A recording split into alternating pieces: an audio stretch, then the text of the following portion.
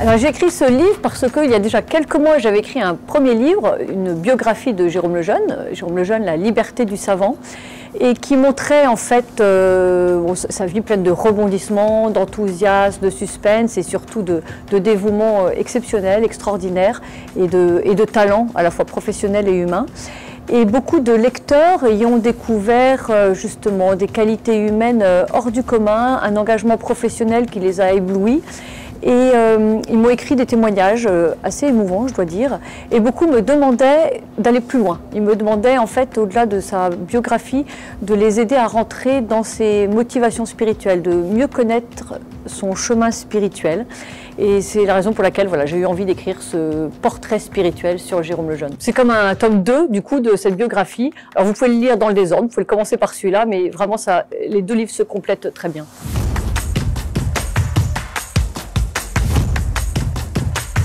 Alors effectivement, le 21 janvier 2021, donc il y a quelques semaines, le pape François a accepté le décret reconnaissant l'héroïcité des vertus de Jérôme Lejeune.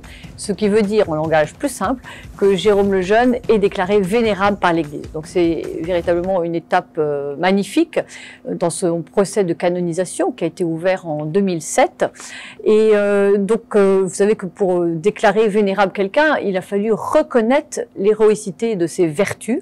Et donc, comme tout le livre montre son chemin spirituel et l'héroïcité de ses vertus, eh bien, le livre ne pouvait pas tomber à un meilleur moment. En fait, on y découvre la dynamique de la sainteté. On découvre comment ce jeune homme, ce jeune étudiant en médecine qui est vraiment semblable à tous les autres. Je pense que si Jérôme Lejeune était mort à 25 ans, il n'y aurait sans doute pas eu de procès de canonisation. Donc comment ce jeune homme semblable à tous les autres est devenu ce vénérable de l'Église catholique. Comment sa science et sa sainteté se sont conjuguées au point que celui qu'on appelle le père, le fondateur de la génétique moderne, devienne celui que des évêques aux États-Unis ont appelé le Mère Teresa de la génétique. Voilà, donc comment sa science et sa sainteté ont fait de lui à la fois l'archétype du grand savant et l'archétype de la charité auprès de ses patients, et l'archétype même du missionnaire dans le monde pour annoncer la vérité du message de la vie. Et puis, ce qui est intéressant aussi de voir dans sa vie, dans sa sainteté, c'est comment son exemple attire bien au-delà de l'Église. Bien sûr, les chrétiens, les catholiques, ils voient un modèle, mais bien au-delà. Et on le voit notamment par les mots du professeur Lucien Israël, son ami, qui l'appelait un juste, ou alors de cet imam de Paris qui le désignait comme un guide, voilà, un guide animé par l'esprit de sainteté. Donc il transcende vraiment les clivages religieux qui peuvent parfois enfermer les gens, parce qu'il incarnait vraiment un serviteur de la vie, le service de la vérité. On découvre aussi comment ce grand savant est devenu cet ami du pape Jean-Paul II qu'il appelait frère Jérôme, et sur la tombe duquel il est venu se recueillir au moment des JMJ à Paris en 1999.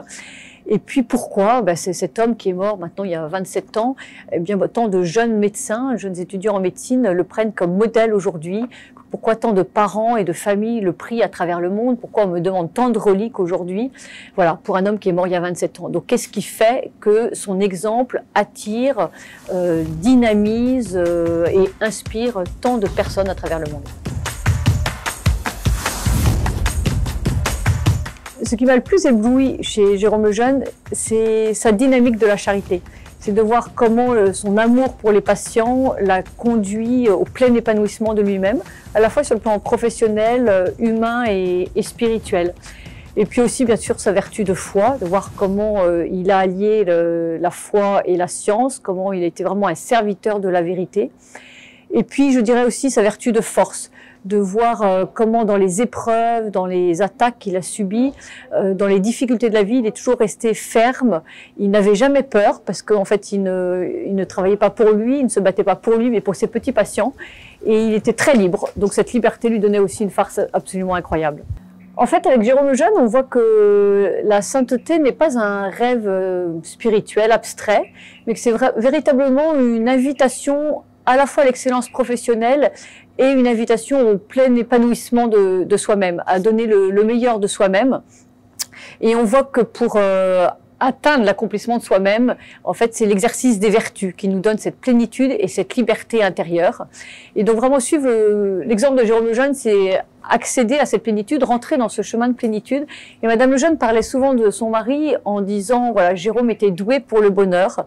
Et je crois que Jérôme avait atteint ce bonheur, justement, qui était celui de la vertu vécue de façon habituelle, ferme, stable, et qui vraiment conduit au bonheur. Donc, suivre le chemin spirituel de Jérôme Lejeune, c'est aussi une invitation à notre propre bonheur.